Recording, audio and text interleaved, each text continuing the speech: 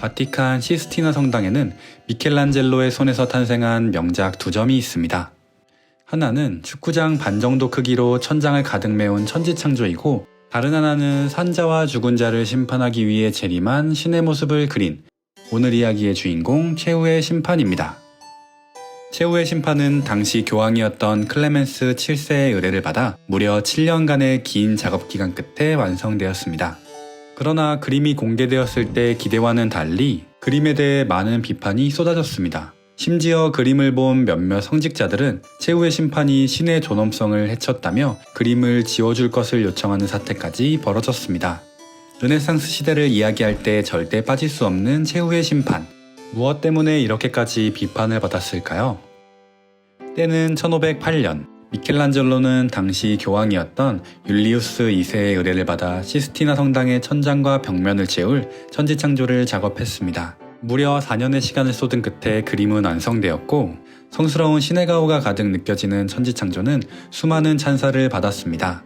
특히 천지창조의 일부분인 아담의 창조에서 아담과 신의 손가락이 닿을 듯 말 듯한 장면은 현재까지도 많은 패러디를 낳고 있는 명화로 평가받고 있습니다.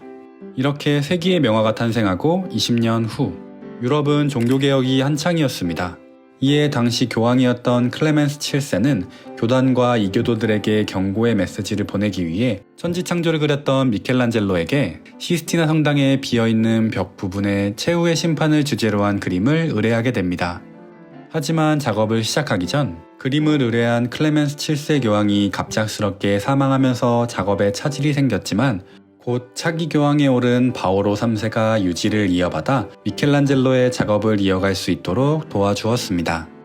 그러나 작업이 진행되고 그림이 점차 완성되어 갈수록 사람들은 수근거리기 시작했습니다. 바로 그림에 등장하는 신과 사람들이 모두 벌거벗은 상태였기 때문입니다.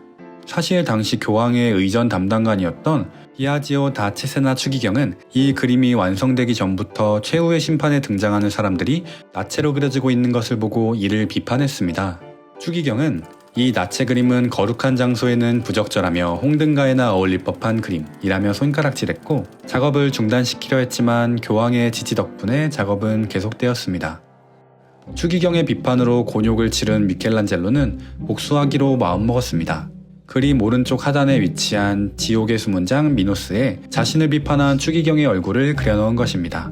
용케도 이를 발견한 추기경은 자신의 얼굴을 빼줄 것을 요청했지만, 미켈란젤로는 그가 성직자 신분으로 행했던 문란한 사생활을 비판하며 이를 거부했습니다.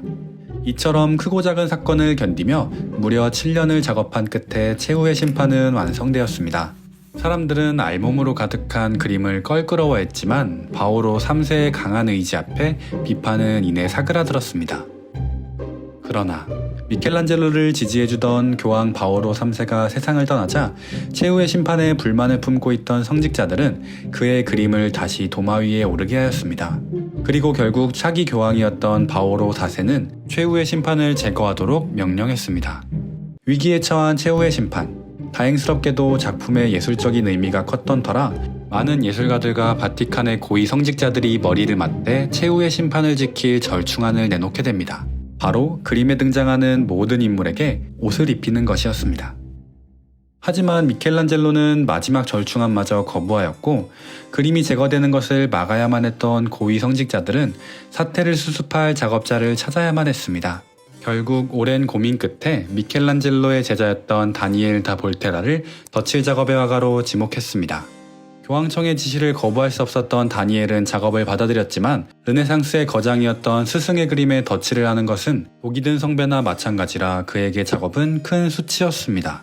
결국 그는 덧칠 작업으로 인해 기저귀 그리는 화가라는 오명까지 뒤집어 쓰게 되며 멘탈이 무너져버리고 말았습니다.